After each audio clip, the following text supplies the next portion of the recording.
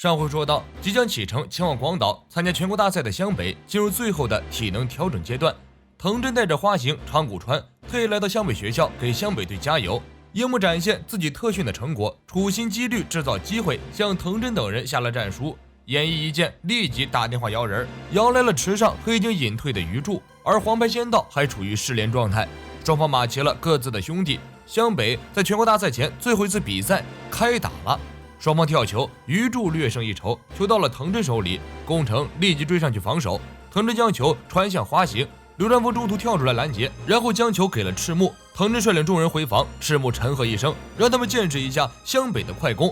球给到刘传峰这边，刘传峰甩开藤真攻入篮下，篮下鱼柱张开双臂防守，刘传峰没把鱼柱当回事，出手即得分，湘北率先拿下一血。藤真带着大家反攻了，不知道是湘北的确变强了，还是藤真他们拉胯了，球再次失手，宫城快攻与刘传峰打个配合，湘北再得2分。樱木在下面看得焦急，可恶的刘传峰风头全给他一个人搞了。本来是我樱木发挥投篮技能连续得分的时刻，安西教练劝樱木稍安勿躁，比赛才刚开始啊。刘传峰好像嗑了药，拿下2分后，又顶着翔阳第一中锋花形来了个后仰跳投，再拿2分。目前湘北6比0领先。不过藤真这边虽然是临时拼凑的球队，每个人也都不是善茬，很快就磨合到一起，找到了状态。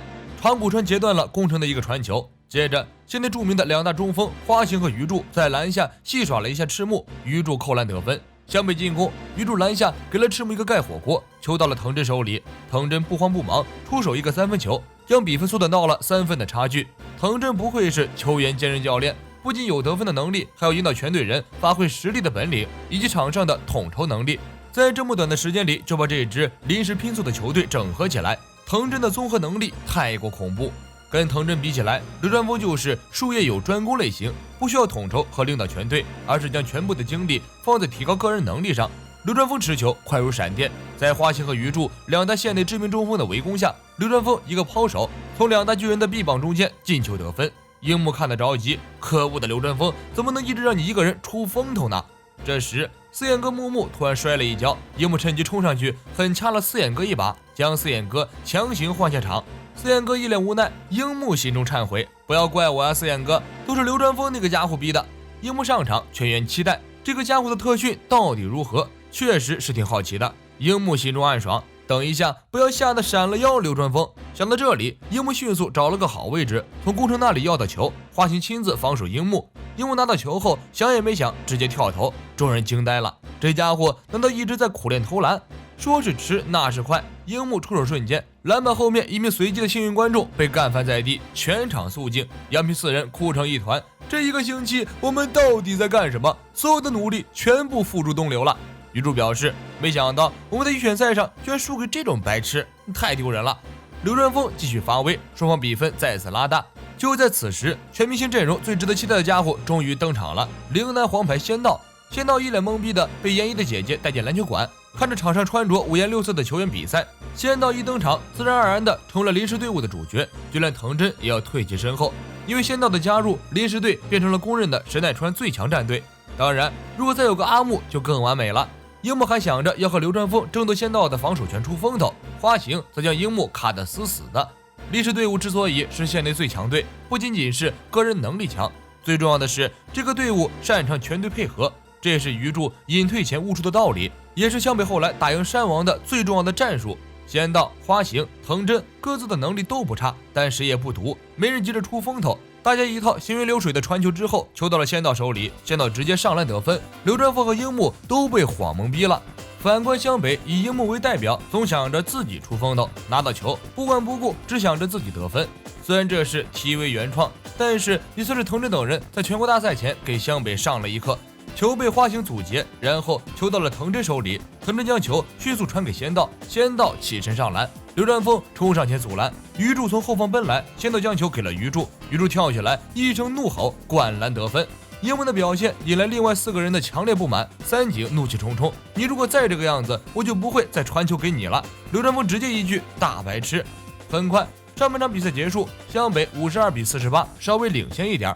樱木一下场就埋怨安西教练教授了自己错误的投篮方法，为什么刘传峰一投就进，我就不行？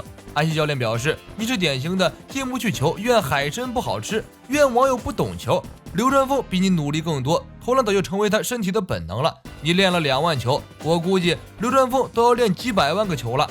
一句话把樱木说愣了。你以为你已经很努力了，而在更努力的人看来，你的极限才是他的开始。下半场开始，翔阳和陵南的应援团闻讯而来，陵南阿福换下了翔阳的长谷川。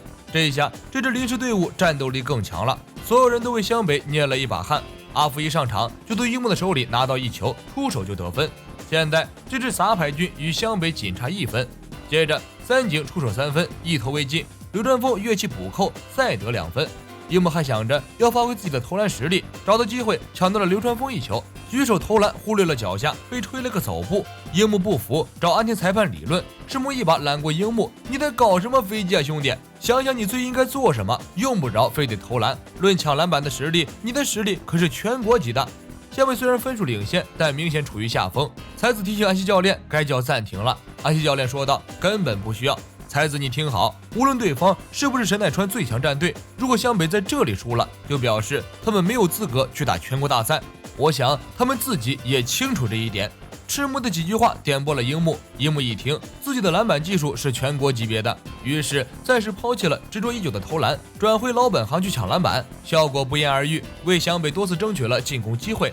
樱木抢篮板抢上了头，居然和大猩猩赤木争了起来。抢到球之后，一看只有流川枫有空位，樱木宁可自己投篮也不传，结果被鱼柱一个封盖。先到拿球快攻，球攻入篮下，流川枫追上去围堵，先到一个后撤步跳到3分线外，然后出手投篮，球进了，比分扳平58-58。仙道非常享受和流川枫一起打球，流川枫则把仙道视为最大敌手。一看到仙道的帅脸，流川枫就会想起安西教练说的那句话，他现在与仙道相比还差了一些，所以努力成为日本第1高中生吧。很快，羚羊队改变了战术，把防守主力统统转移到禁区。花形在禁区内盯住一心想要进入篮下的樱木，当樱木转到外围的时候，又有福田纠缠。这个方法也可以阻止湘北快攻，他们想要封住樱木和赤木的篮板球。羚羊队有现代身高排列前茅的花形鱼柱2大中锋，利用这2个大咖来防守湘北，也算是给湘北上了一课。在全国大赛上，湘北也会受到对方各种防守战术的围攻，非常考验湘北的实力。内线还好，不过外围光靠福田一个人防守樱木，多少有些勉强。所有人觉得外围的樱木不足为惧，那个家伙在外面根本没有投篮能力。旁边的安西教练神秘一笑，这可未必哦。樱木一拿到球，果然就本能的向内线跑，花形立即补防，樱木只好传球，这么一传非常容易丢球。羚羊队反攻，藤真与花形配合拿下2分。轮到湘北拿球，樱木本来有机会投篮，但大概是太紧张了，球再次被断，鱼柱扣篮得分。时间剩下最后10分钟，双方差距越来越大。陵南和翔阳都知道外围的樱木不足为患，所以根本没人防守他。三井将球传给了唯一空位的樱木，樱木将球传向内线的宫城给了流川枫，流川枫顶着仙道、鱼柱、花形3大巨人单手扣篮得分。羚羊队反攻，流川枫抢断一球，球到了樱木手里，樱木一个急停摆出投篮姿势，大家都绝望了，尖叫着让樱木千万别冲动。樱木回忆起自己训练时候的动作，沉下一口气，慢慢将球举过头顶，手肘内收，利用膝盖和手腕的力量，让球在空中画出完美的弧线。只听嗖的一声，樱木出手了，入框得分，惊煞众人。这个家伙原来只是个只会抢篮板和上篮的门外汉，这么短的时间，安西教练到底用了什么魔法？不过羚羊队很快将丢的2分追了回来。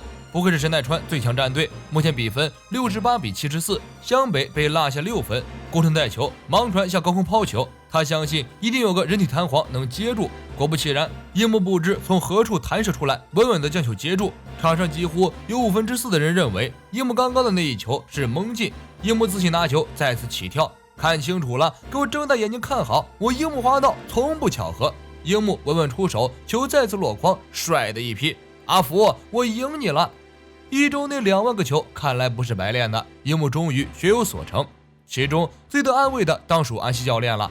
羚羊队进攻，福田心态不好，被樱木投了2球，搞得非常急躁，拿球就投，球弹了出来，樱木与花形抢篮板，最后篮板被赤木拿到手，赤木一个长传将球给了流川枫，流川枫一招移形换位，晃开福田后跳投，球进了，双方差距剩下最后2分。这时羚羊队叫了暂停。藤真将战术改成了以防守为主的保守战术，换下福田，将防守能力更强的池上换上场。篮球馆的人越来越多，哨声响起，最后的决战开始。因为有池上防守樱木投篮的机会几乎被封杀了。没办法，樱木只好将球传给投篮更准的三井想要出手，结果被仙道封防，没办法，只能再传球，传来传去，球终于丢了。流川枫也是争气，居然从仙道手里将球偷了回来，然后带球直接双手扣篮，再次拿下2分。剩下最后1分钟，双方74比74打平。羚羊队一顿妙传，藤真与仙道打空中配合，绝境看樱木总能在最后时刻打出惊艳众人的绝杀。果然，樱木发飙了，他从仙道身后跳起来，一巴掌将球扣下，球到了宫城手里，宫城迅速回传给樱木带球向篮筐冲去。那一刻，梦回3个月前。那时候有火爆的赤木、稚嫩的流川枫，还有长头发的晴子。樱木，你知道灌篮吗？以近乎将球打破的力量扣进篮筐里，这就是灌篮。樱木，你一定要在篮球场上把球打进篮筐里。杨明4个人扯着嗓子喊。樱木直接罚球线起跳，双手举起篮球，凶猛的将球扣进篮筐，绝杀了这场比赛。